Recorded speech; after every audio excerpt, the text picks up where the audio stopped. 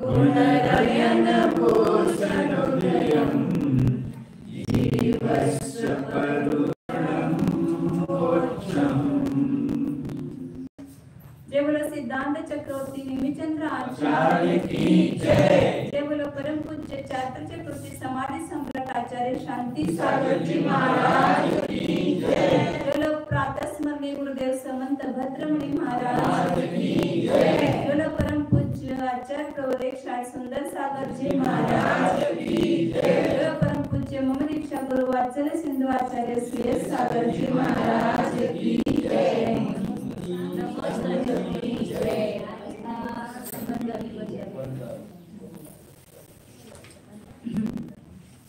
ज्ञान मार्गना चालू आहे। त्या ज्ञान मार्गनेमध्ये 4 ज्ञानाचं वर्णन संपलं करून मग ते ज्ञान ज्ञान अवधी ज्ञान आणि मनपरिज्ञान। मनपरिज्ञान पण ऋजुमती आणि स्थूलमती याच्या द्रव्य क्षेत्र काल भावाचं वर्णन आपण काल बघितलं। किती द्रव्याला जाणतं, किती क्षेत्र, किती भाव आणि किती काल। क्षेत्र किती सांगितलं ऋजुमतीचं जगन्य क्षेत्र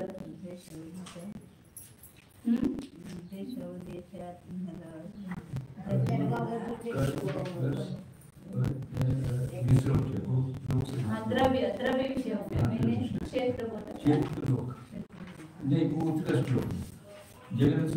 दोन 3 कोस जगन्य ऋजुमतीचं आणि 7-8 योजन हे उत्कृष्ट सांगितलं।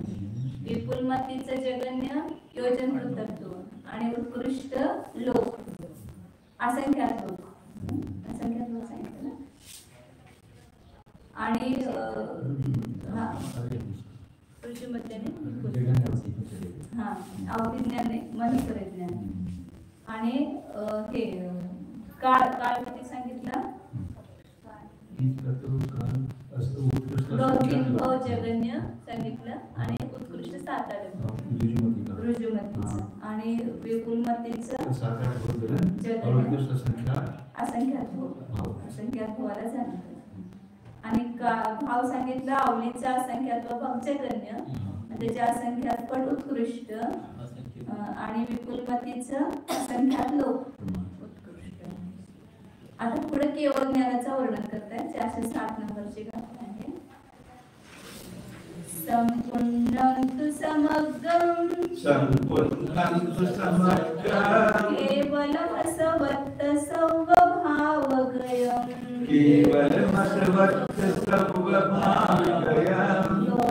लोयालोयवितिमिरं केवलनाडं मुने दौवम्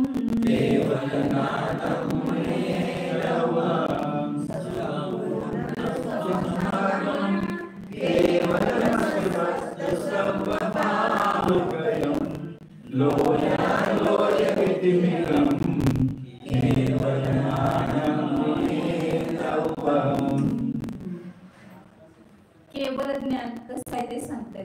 केवल ज्ञान म्हणजे आपला स्वभाव काय आहे केवल ज्ञान स्वभावी आवडतं आणि तो जिथं व्यक्त झाला त्या ठिकाणी जे ज्ञान उत्पन्न झालं त्याला आपण नाव काय दिलेलं आहे केवल ज्ञान।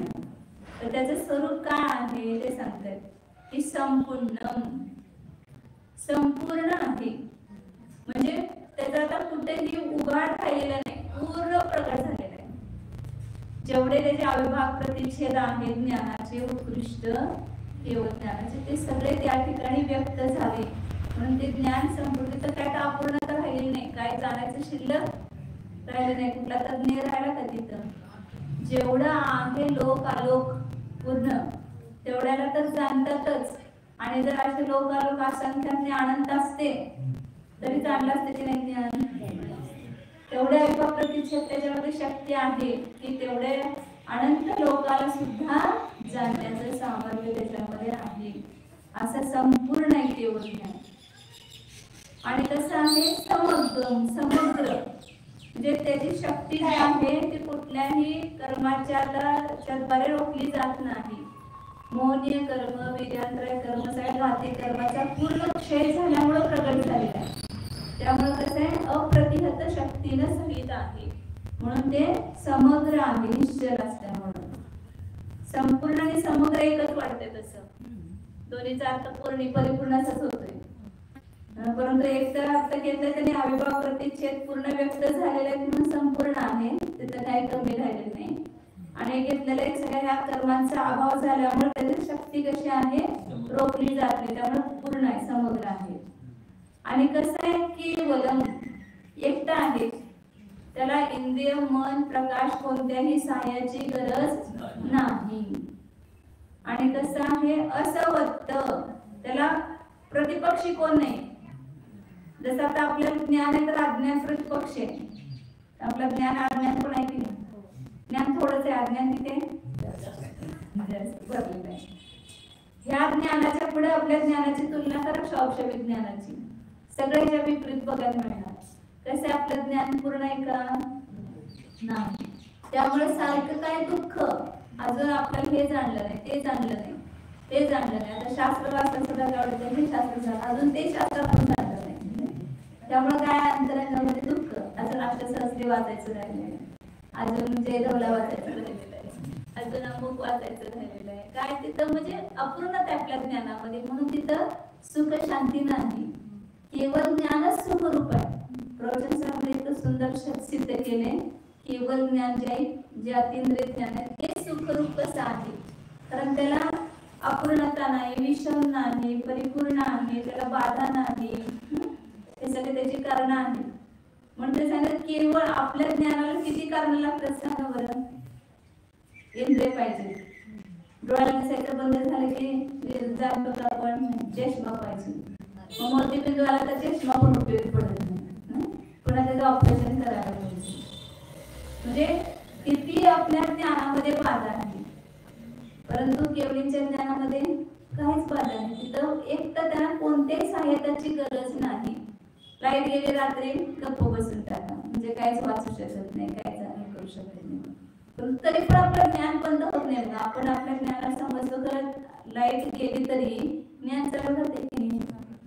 म्हणजे ज्ञानाला सहाय्य नसताना सुद्धा ज्ञान असतंय, परंतु आपण त्याला समजून घेत नाही. आणि कसं आपलं ज्ञान असपत्त, म्हणजे अज्ञानानं सहित आहे, प्रतिपक्षानं सहित आहे. परंतु केवलींचं ज्ञान अज्ञानानं सहित नाही, क्रमकरण व्यवधानानं रहित आहे. सपत्न म्हणजे सवत, आपल्याला सवत असते की दुःख असते ना, तसं ह्या ज्ञानाला सवत नाही. केवलींच्या ठिकाणी अज्ञान नाहीये तिथं. ज्ञानाची सवत कोण झाली तिथं, अज्ञान. सर्व भावगयम. आणि कसं आहे केवलींचं ज्ञान सर्व भाव म्हणजे संपूर्ण पदार्थाला प्राप्त झालेले आहे. म्हणजे संपूर्ण पदार्थाचं त्याला ज्ञान होतं. आणि कसं आहे लोया लोय वितिमिरम, लोकालोकामध्ये अंधकार रहित, म्हणजे रहित, तिमिर म्हणजे अंधकार, ते पूर्ण प्रकाशच आहे. प्रकाश म्हणजे बाहेरचा प्रकाश नाही, ज्ञानाचा प्रकाश. आपला प्रकाश म्हटले की काय, हा जड प्रकाश दिसतो. आता रात्री जे विचरण करणार आहे त्याला प्रकाशाची गरज असते का. प्रकाश नसताना सुद्धा जाणतात की नाही. ते जाणण्यासाठी प्रकाश पाहिजे असं नाही. ज्ञानाला एक प्रकाशाची उपमा दिली जाते. तर ज्ञान हे स्वयंच प्रकाश स्वरूप आहे, त्याला पुन्हा दुसऱ्या प्रकाशाची गरज नाही. पण अंधकार रहित लोकालोकात कुठंच अंधार नाही, त्यांना सगळं लख्ख उजेड पडलेलं आहे. ते सगळं त्यांच्या ज्ञानामध्ये झळकलेलं आहे, पूर्ण काही शिल्लक राहिलेलं नाही. असं ते केवळ ज्ञान आहे. केवळ ज्ञान जाणे आहे की नाही वास्तविक केवळ ज्ञान. परंतु त्या ज्ञानासंबंधी किती आपल्या अंतरंगामध्ये आतुरता झाली, जिज्ञासा झाली, बाबा असं ज्ञान आपल्याला पाहिजे म्हणून.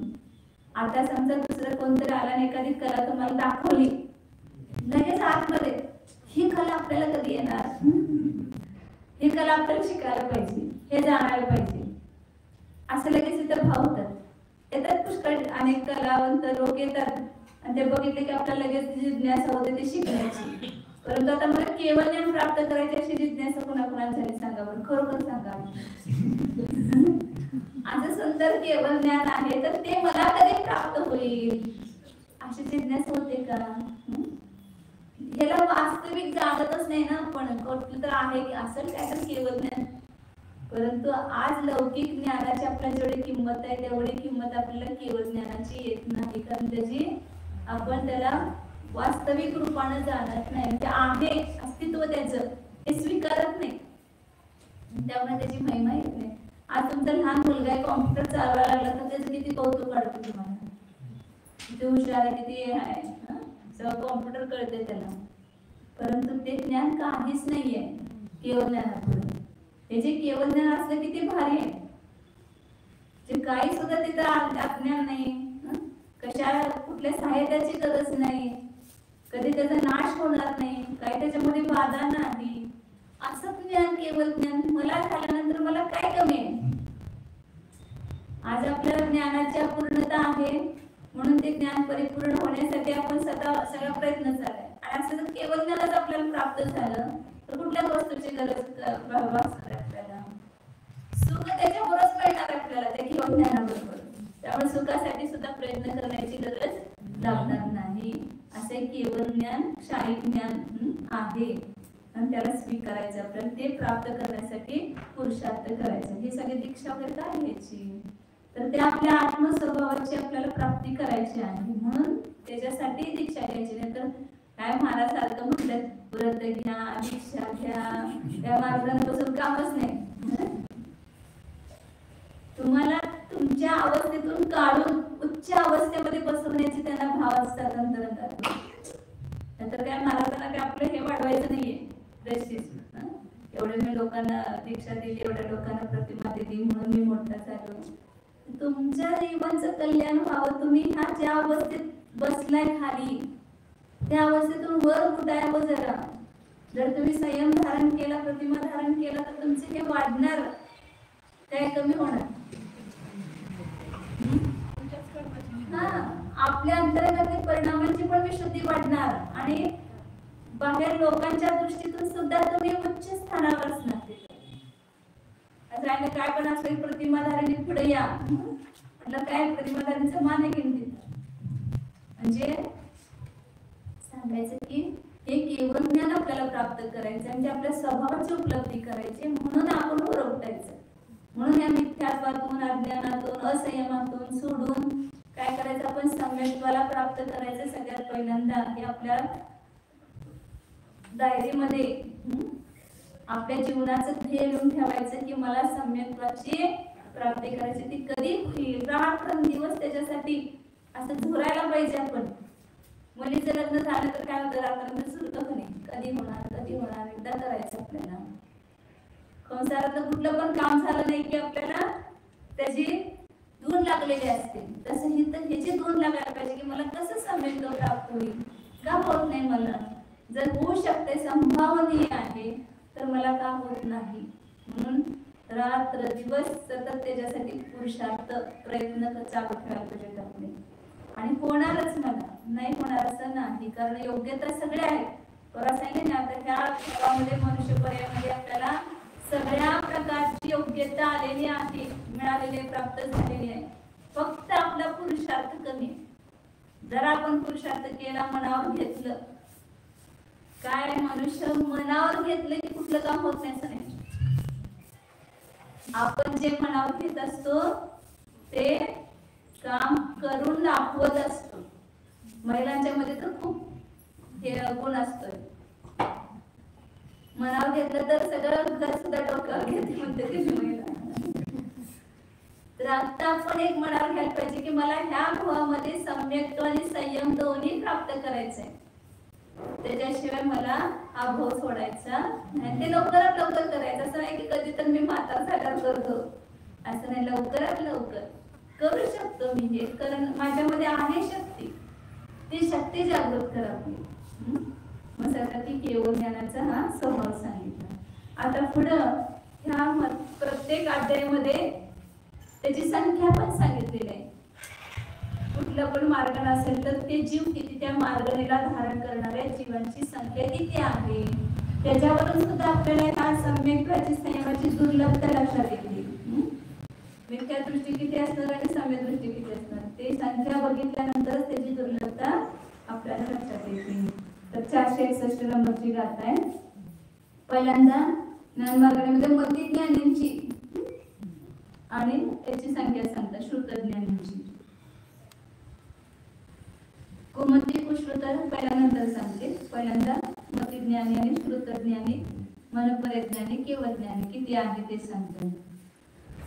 चतुर्गती मधी सुदगोहा, चतुर्गती मधी सुदगोहा, पल्ला संख्येत जया हुमण पज्जा, पल्ला संख्येत जया हुमण पज्जा, संख्येच्या केवलिनो, संख्येच्या केवलिनो, सिद्धादो होन्ति अतिरिक्ता, सिद्धादो होन्ति अतिरिक्ता, चतुर्गती मधी सुदगोहा, पल्ला संख्येत जया हुमण पज्जा, संख्येच्या केवलिनो, सिद्धादो होन्ति अतिरिक्ता.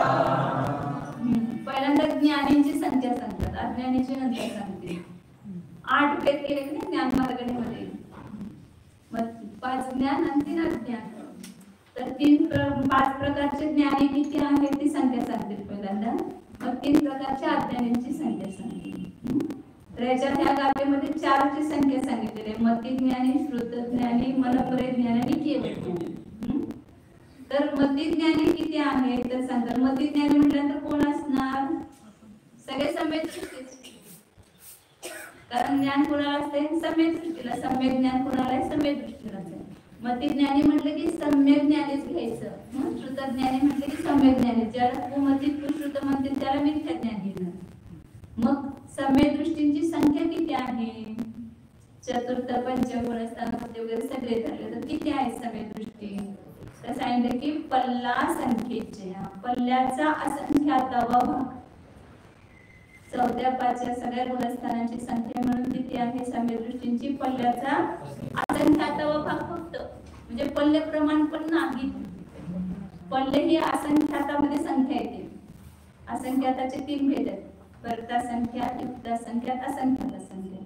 तर त्या असंख्याता संख्यातामध्ये पल्य म्हणजे तुम्हाला सांगितलं प्रवेशिकेमध्ये शिकला असेल 2000 कोस खोल, लांब रुंद खंडा काढायचा, त्याच्यामध्ये ते केस भरायचे, एक केस काढायला जेवढा काळ लागेल, 100 वर्षाने एक केस काढायचं, ते केस संपायला जेवढा वेळ लागेल तेवढं एक व्यवहार पल्योपम. आणि त्याच्यापेक्षा असंख्यात पट उद्धार पल्योपम, त्याच्यापेक्षा असंख्यात पट अर्धा पल्योपम, आणि अर्धा पल्योपम म्हणून हे संख्येत कर्मांची वगैरे संख्या मोठी जाते. तर त्या पल्ल्याचा पण ती पल्योपम संख्या झाली, तेवढे पण नाहीत जीव, त्याचा पण असंख्यातावा भाग. तेवढे सगळे 4 गतीतले मिळून स्वर्गातले देव चतुर्थ गुणस्थानावरती आहेत, नरकामध्ये नारकी आहेत, असंख्यात आहेत. असंख्यात देव सम्यदृष्टी आहेत, असंख्यात नारकी पण सम्यदृष्टी आहेत, असंख्यात तिर्यंचे पण सम्यदृष्टी आहेत. आणि मनुष्यांच्या मध्ये संख्यातच आहे, कारण मनुष्यांची संख्या संख्यातच आहे, पर्याप्त मनुष्यांची संख्या. तर तिथे संख्या हे सगळे मिळून सुद्धा किती आहेत? पल्ल्याचा असंख्यातावा भाग. मतिज्ञानी पण तेवढेच आणि श्रुतज्ञानी पण तेवढेच आहेत. म्हणजे 4थ्या गुणस्थानापासून 12व्या गुणस्थानापर्यंत सगळी संख्या मिसळली किती? पल्ल्याचा असंख्यातावा भाग असणार. आणि एक त्या 4थ्या गुणस्थानाची संख्या पण पल्ल्याच असते. पुढचे तर सगळे संख्यातच असतात ना. 6व्या गुणस्थानापासून मुनी आहेत, आणि मुनी तर मोजण्यासारखेच आहेत, करोड संख्या आहे त्यांची, 5 करोड काय तर संख्या पुढं. आणि पुढचे तर 8व्या 9व्या 10व्या गुणस्थानामध्ये 708 आणि येते 299 304 वगैरे जीव असतात श्रेण्या शापोषाडीवर. आणि मग राहिले कोणते 4थ्या आणि 5व्या. 4थ्या गुणस्थानामध्ये जास्त असणार असंख्यात संख्या. 5व्या गुणस्थानात तिर्यंचे आहेत असंख्यात, परंतु देवनारकी नाहीच. तर सगळी संख्या म्हणून किती आहे? पल्ल्याचा असंख्यातावा भाग. म्हणजे किती दुर्लभ त्या लक्षात येते. जीव आहेत किती अनंतानंत, त्यामध्ये सुद्धा सगळे जीव जगत प्रकार, त्याचा जगत प्रकार संख्यात्वा भाग असंख्यात्वा भाग आहे. परंतु सम्यक दृष्टी म्हणजे सम्यक ज्ञानी किती आहे? फक्त पल्ल्याचा असंख्यातावा भाग, म्हणजे खूप असंख्य संख्या सुद्धा कमी आहे. मनपरिज्ञानी किती आहे? संख्येच्या मुनीच असणार मनपरिज्ञानी, आणि ते पण विशिष्ट वृत्तीधारी मुनीच असतात, त्यामुळे ते संख्यातच असतात, थोडेच असतात. आणि केवलीनो केवली किती आहे केवल ज्ञानी सिद्धांच्या पेक्षा अधिक काही अधिक. ते सिद्ध तर अनंत आहे, आतापर्यंत जे मोक्षाला गेले ते किती आहे अनंत आहे. मग त्या 13व्या आणि 14व्या गुणस्थानाची संख्या मिसळायची, कारण 13व्या गुणस्थानात केवळ ज्ञानाची उत्पत्ती होते, म्हणजे आर्यंत सुद्धा केवळ ज्ञानी आहे. म्हणून 13व्या आणि 14व्या गुणस्थानाची जी संख्या आहे ती मिसळायची त्याच्यामध्ये. 8 लाख काहीतरी आहे लाखामध्येच आहे. तर हे 8 लाख पुढे लक्षात राहत नाही. आता पुढे येणार सम्यक्त मार्गणीमध्ये. सम्यक्त मार्गणीमध्ये सगळ्या गुणस्थानावरती जीवांची संख्या आहे. चल नोट्स मी दिली आहे.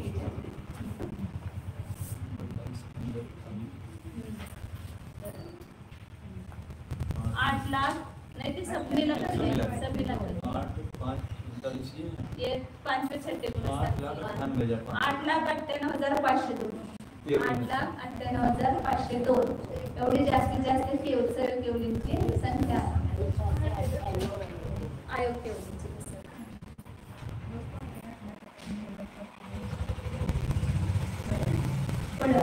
आता अवधी ज्ञानी जीवांची संख्या किती ते सांगताय.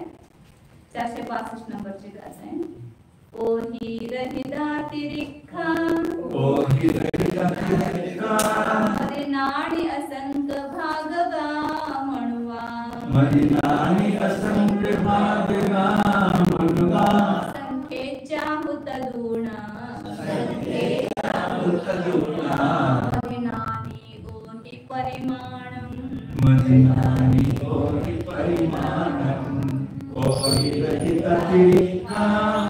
मदिनानि असंख्य भागका मनुगा संख्येचा उतरुणा मदिनानि ओहि परिमाणम.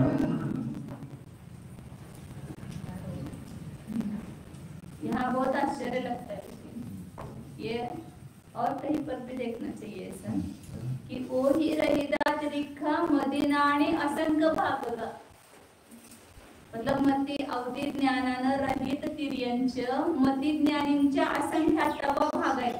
रहित जे अवधी ज्ञान ज्याला नाही असे तिर्यंचे किती आहेत, जे मती ज्ञानी तिर्यंचे म्हणजे सम्यक दृष्टी मती ज्ञानी म्हणजे तिर्यंचे त्याचा असंख्यात्व भाग म्हणजे असंख्यात्व अवधी ज्ञानानं सहित आहेत असा असंख्यात्व भाग सम्यक दृष्टी तिर्यंचं अवधी ज्ञानानं सहित आहेत असा अर्थ होतो. अवधी ज्ञानानं रहित फक्त पल्ल्याचा संख्यात्व भाग असं सांगितलं.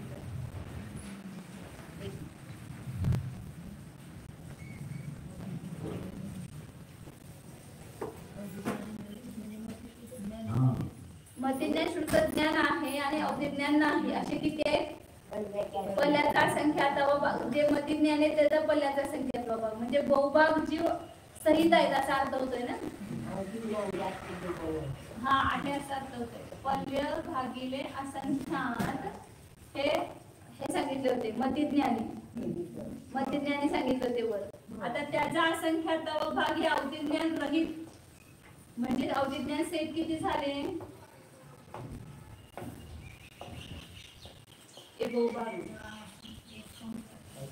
अवधी ज्ञान रहित एवढे तिर्यंच आणि सहित एवढे तिर्यंच म्हणजे सम्यक दृष्टी असलं की त्यांना म्हणून मला काय वाटतं ते देशावधी ज्ञानाचे जे जगणे भेद आहेत ना ते अवधी ज्ञान असलं तर ते लक्षात पण येणार नाही कोणाला असं म्हणजे जे पहिले भेद आहेत ना देशावधी ज्ञानाचे. हा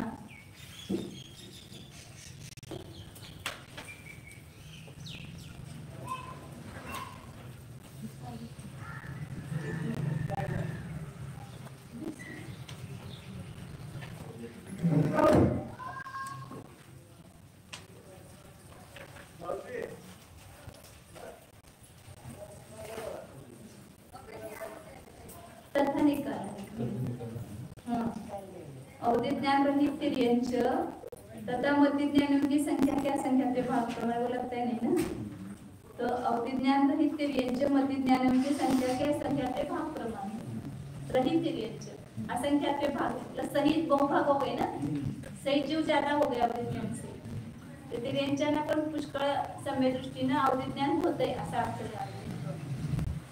आणि अवधिज्ञान रहित मनुष्य किती आहेत तर संख्यात, एकतर मनुष्याची संख्या संख्यात आहे आणि सम्यदृष्टी पण संख्यातच आहे. 700 करोड सम्यदृष्टी असेल चतुर्थ गुणस्थानावरती आणि पंचम स्थानावरती किती 13 करोड जास्तीत जास्त आहेत. आणि त्यातले पण अवधिज्ञान सहित असणारे रहित असणारे कमी असणार, ते संख्यातच आहेत.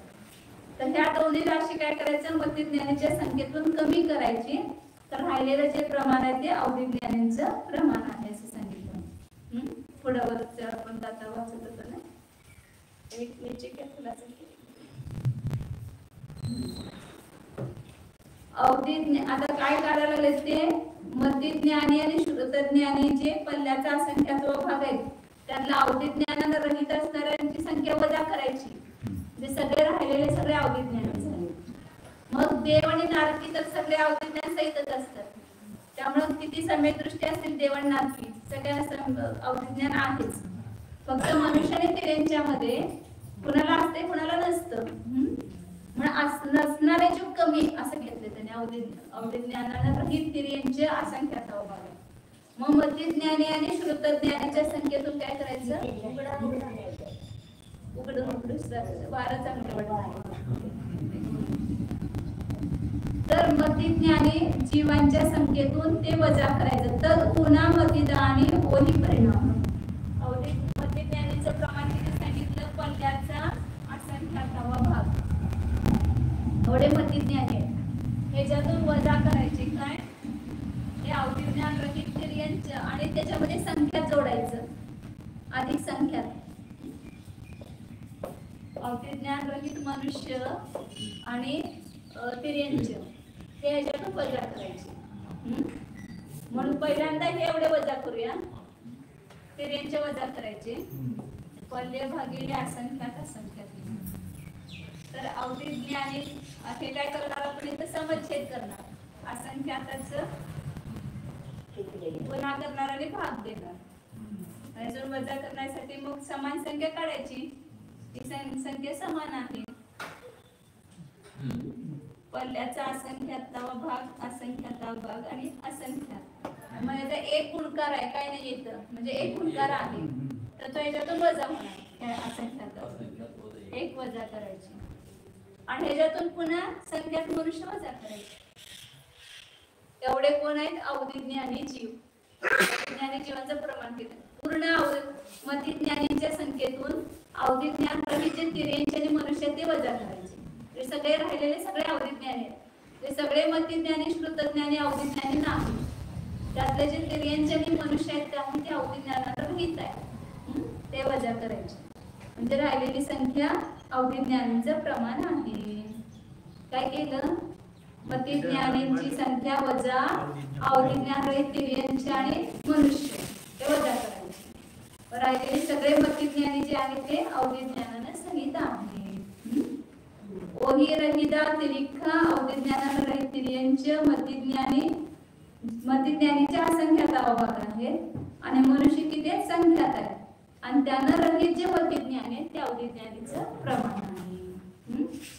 आता हे पाच ज्ञानींची संख्या सांगितली. आता राहिले कोण, अज्ञानी, कुमती कुश्रुत आणि विभंग ज्ञानी. मतिश्रुत कुमती कुश्रुत तर सोपं जाईल. पहिल्यांदा विभंग ज्ञानीचं प्रमाण करतात. विभंग ज्ञानी म्हणजे कोण, मिथ्या दृष्टी परंतु अवधिज्ञान ज्यांना आहे ते विभंग ज्ञानी. तर त्यांची संख्या किती आहे ते सांगतात. 463 नंबरची गाथा आहे. पल्ला संख गणंगुल, सेडिते निख गदी विभंग जुदा, नरसहिता किंचूणा, चतुगदे विभंग परिमाणं, पल्लासनं पल्लासंकधनंगुलधर सेवितिरिक्तगतिविभंगजुगा नरसहिता किंचूना चलुगतिविभंग परिमाणम. इथं पण चारी गतीच्या जीवांची संख्या जोडली विभंग ज्ञानींची.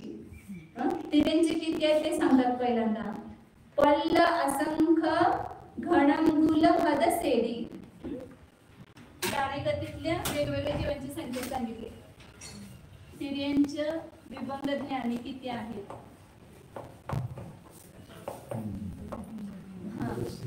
पल्ल्याचा असंख्यातावा भाग. पल्य भागिले असंख्यात आणि त्याला कशाला गुणायचं. घणांगुलानं गुणायचं. घणांगुल आणि त्याला जगश्रेणीनं गुणायचं. जेवढे जगश्रेणी म्हणजे जगश्रेणी मोठं प्रमाण आहे. पहिला जगश्रेणी घेऊया, मग घणांगुल घेऊया आणि मग पल्ल्याचा असंख्यातावा भाग. म्हणजे असंख्यात जगश्रेणी प्रमाण म्हणा थोडक्यात. एवढे तिऱ्यांचे विभंग ज्ञानी आहेत. किती ते तिऱ्यांचे आहेत किती तर जगत प्रतर भागेले असंख्यात. ते आपल्या अवधी विभंग ज्ञान असणारे किती आहेत. असंख्यात जगश्रेणी प्रमाण झाले. जगश्रेणीला घणांगुलानं गुणलं आणि पल्ल्याच्या असंख्याताव्या भागानं गुणलं. एवढे तिऱ्यांचे विभंग ज्ञानी आहेत. नंतर गती विभंग जुदा आहेत. तिऱ्यांच्या गतीतले विभंग ज्ञानाने युक्त तिऱ्यांचे. नरसहिता पुन्हा मनुष्य किती आहेत. संख्यातच. मनुष्याची संख्या संख्यात असल्यामुळं अवधी ज्ञानी मनुष्य पण संख्यात, अवधी ज्ञान रहित मनुष्य पण संख्यात आणि विभंग ज्ञानी पण संख्यातच. आणि नारकी किती आहे ते सांगितलं. चतुर्गदे विभंग किंचुना. त्यामध्ये काय करायचं. चार गतीतील विभंग ज्ञानीचं प्रमाण. विभंग म्हणजे कुअवधी. विभंग ज्ञान म्हणजे कुअवधी ज्ञान. मनुष्य संख्यातच असणार आणि सगळे नारकी जेवढे मिथ्या दृष्टी आहेत आणि सगळे देव मिथ्या दृष्टी हे विभंग ज्ञानाला सहितच असतात. मग त्यातले सम्यक दृष्टी जे देव आहेत ते कमी करायचे देवांच्या संख्येतून. तर सगळे देवाले विभंग ज्ञानी आणि नारकीचे आहेत ते पण मिथ्या दृष्टी सगळे घ्यायचे. ते किती आहेत. सम्यक दृष्टीनं रहित करायचं. नारकी जीवांची संख्या किती आहे. जगश्रेणी गुणिले दुसरा वर्गमूळ. घणांगुलाचा दुसरा वर्गमूळ. एवढे नारकी जीवांची एकूण संख्या आहे सगळ्या नारकींची मिळून. त्यातनं सम्यक दृष्टी वजा करायची. हे वजाचं चिन्ह पुढचं. जगश्रेणी गुणिले घणांगुलाचा दुसरा वर्गमूळ. हे कोण आहेत. नारकी. हे तिऱ्यांचे झाले. आणि मनुष्य किती आहेत. संख्यातच. तर मनुष्यांची संख्या संख्यात आहे. आणि देव जे आहे त्यातनं पण सम्यक दृष्टींची संख्या वजा करायची. देवांची संख्या मागं बघितली होती. तेवढी ज्योतिष्क देवांची संख्या जगत प्रतर भागिले प्रतरांगुल भागिले 50 म्हणजे 36 आणि त्याच्यामध्ये भुवनवासी आणि वनवासी मिसळण्यासाठी संख्याताचा भाग दिला आणि एक कमी संख्यातानं गुणलं. एक अधिक संख्यातानं गुणलं तर ते वंतरवासी आणि भुवनवासी आणि वंतरवासी झाले. त्याच्यामध्ये ज्योतिष्कवासी आणि वंतरवासी झाले. त्याच्यामध्ये भुवनवासी आणि विमानवासी हे मिसळले की देवांची संख्या झाली. आता त्याच्यामध्ये पुन्हा काय करायचं. सम्यक दृष्टी जी आहे ते वजा करायची. सम्यक दृष्टी वजा केली. तेवढे देव झाले. आणि आता ह्या देवांची संख्या सगळ्यात जास्त आहे म्हणून ह्या तीन गतीतील संख्यामध्ये मिसळायची.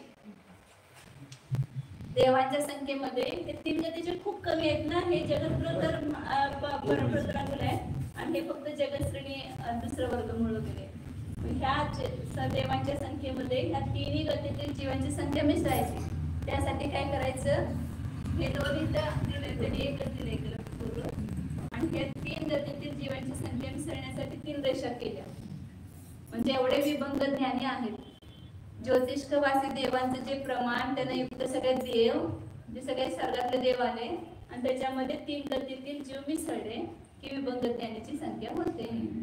म्हणजे इथं आश्चर्य की तिर्यांच्या मध्ये सुद्धा एवढे अजून विभंग ज्ञानी एवढे असू शकतात जगश्रेणी. म्हणजे अवधी ज्ञान असते खरं ते लक्षात येत नाही, सगळ्यांचेच लक्षात येणार नाही.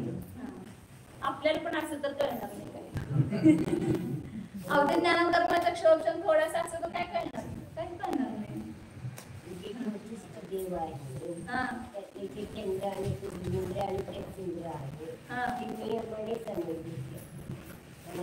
कोण असं नियम कुठं सांगितलं नाही. चंद्र इंद्र आणि ज्योतिष देवाचे जन्मताना तर मिथ्या दृष्टीने कारण सम्यक दृष्टी तिथं उत्पन्नच होत नाही. तिथं गेल्यावर तर सम्यक तो झालं तर होणार. ते इंद्र आणि सूर्य आहेत ना, इंद्र आणि इंद्र ज्योतिष ते सम्यक दृष्ट्या असतात. बाद में हो सकता है. आणि त्याच्यामध्ये इंद्र एकच नाहीये ना, किती इंद्र आहेत ज्योतिषवासी मध्ये.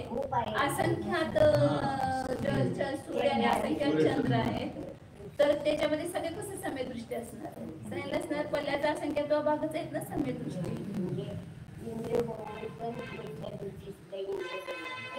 बहुनत्रिकामध्ये होऊ शकतो, बहुनत्रिकामध्ये असू शकतो.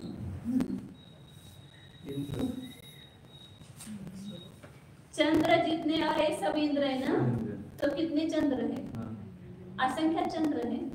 तो थोड़े सभी इंद्र सब ज्योतिषियों की संख्या तो सबसे बड़ी ही है वैसे. हाँ बड़ी है ही. सबसे ज्यादा संख्या है ज्योतिषियों की.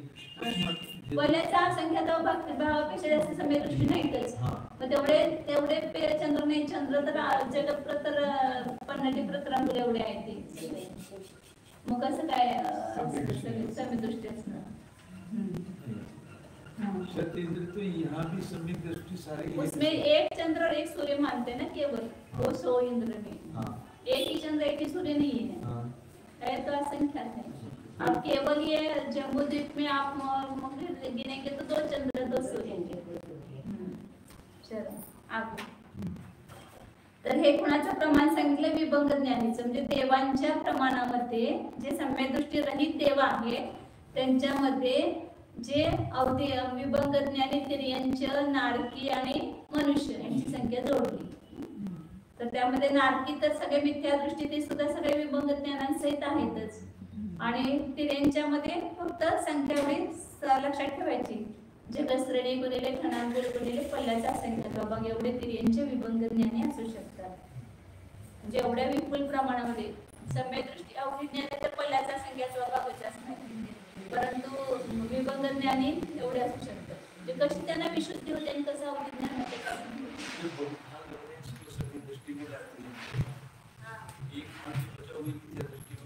नहीं नहीं, फिर यांचम का भूभाग थोड़े किया, वहाँ पर मति ज्ञानी का भूभाग किया. माने सम्यक दृष्टि का ही भूभाग अवधी ज्ञान सहित और एक भाग अवधी ज्ञान रहित. सम्यक दृष्टि होगी ना सारे. वो सम्यक दृष्टि है. और फिर एक भाग बचा वो मिथ्या दृष्टि हुए. नहीं, वो केवल अवधी ज्ञान रहित हुए. एक भाग अवधी ज्ञान रहित सम्यक दृष्टि है, भूभाग अवधी ज्ञान सहित सम्यक दृष्टि. उसमें सम्यक दृष्टि मिथ्या दृष्टि दोनों. हाँ, एक भाग उसमें मिथ्या दृष्टि नहीं, केवल मति ज्ञानी को सम्यक दृष्टि सब. और ध्यान सहित और ध्यान रहित. हाँ, पल्ल्याचा संख्या तो बहुत कम संख्या है और ये जो उनकी संख्या है वो बहुत बड़ी है. जगश्रेणी कितना दूर जाकर के आता है. पल्य बंकी वासुच्चंगुल प्रतरांगुल घनांगुल फिर जगश्रेणी 7 राज्य प्रमाण आती है. बहुत बड़ी संख्या है. आगे सन्नान राशि पंचय परिहीनो सौजीव राशि परिहीनो सौजीव राशि हो.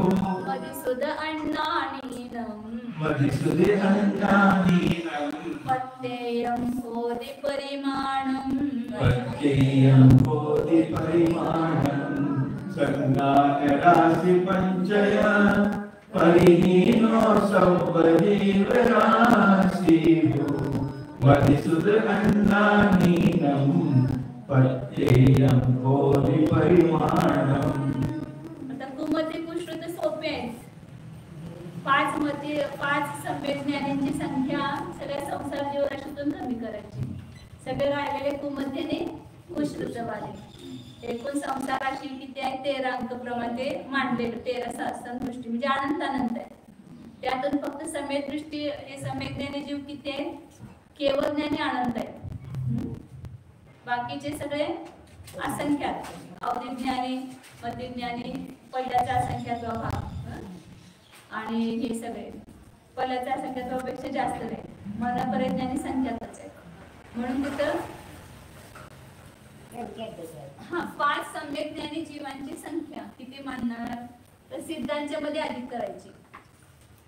सिद्ध जास्त आहेत ना 3 अंक प्रमाणे जे अनंत आहेत सिद्ध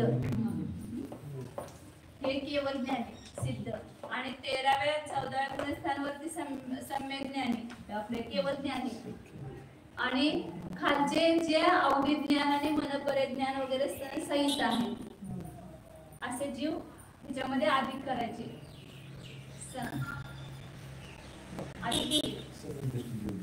हा आणि त्याच्यामध्ये संख्यात म्हणजे मनपरिज्ञानी असं घेतलं असेल बहुतेक.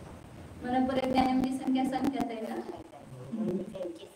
हा तर ही संख्या काय करायची सर्व जीवराशीतून वजा करायची.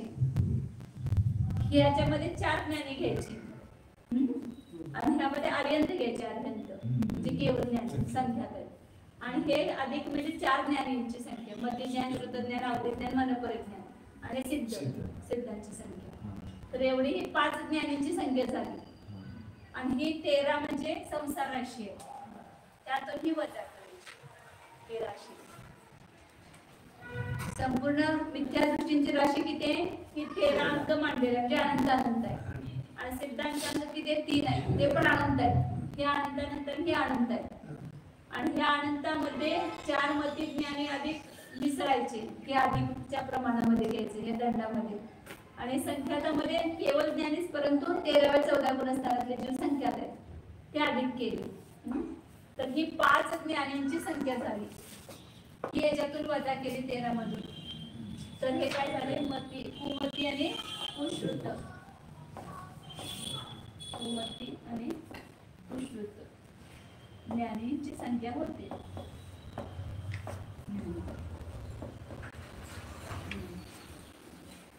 तर अशा प्रकारे 3 सर्व जीवराशीतून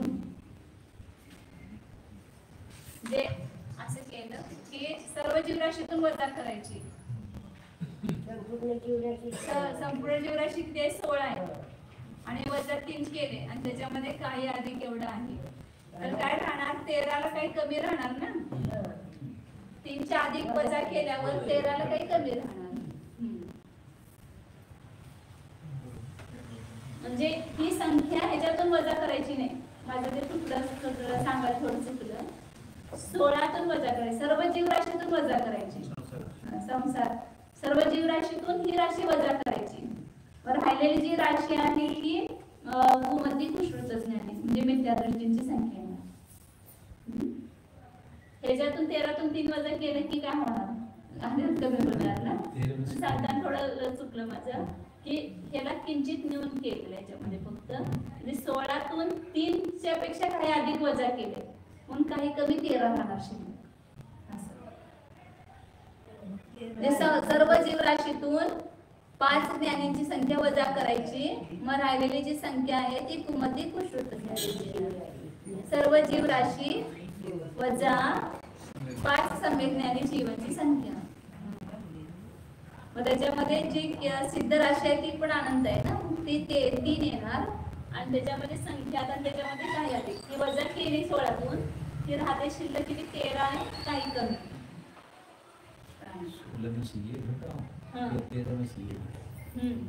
13 पेक्षा ऊपर का खाली घटायला पडेल.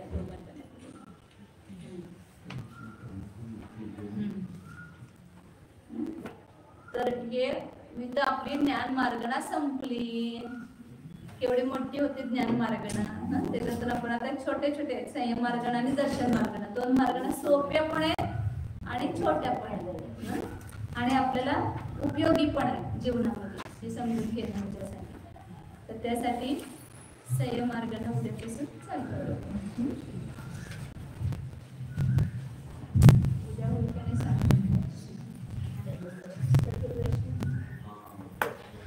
प्रतिक्रमण देशच्या मार्गाने म्हणजे सेम मार्गाला वेगळे सेम मार्गाला त्याच्यात नाहीये नोट्स मध्ये नाही ते पुस्तकातूनच बघा तुम्ही पुस्तक घेत नाही का त्यामध्ये आहे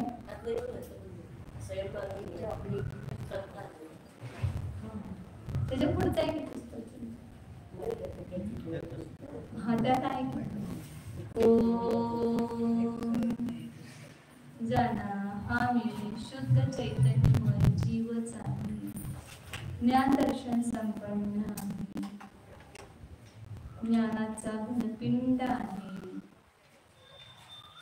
ज्ञानमयच आहे ही पाचही ज्ञान कोठून उत्पन्न होतात हा ज्ञानाचा स्रोत आहे त्या ज्ञानाच्या स्रोतामधूनच ही पाच सम्यक ज्ञाने उत्पन्न होतात तर हे आपल्या ज्ञान स्रोताची आराधना करून हे केवळ ज्ञान अधिक सहज आहे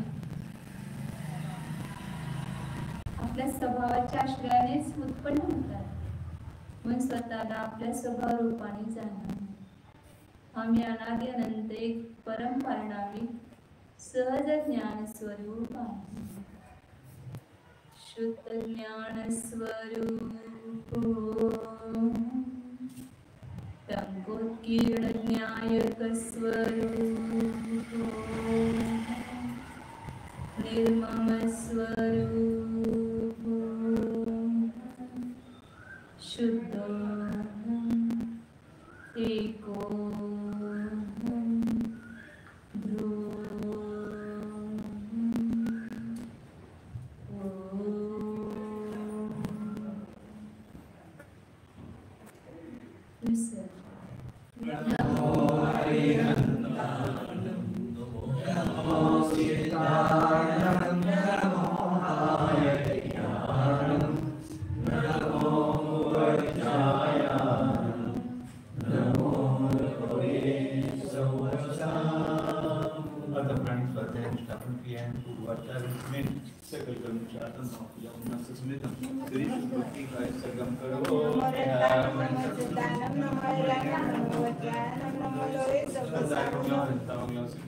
Sa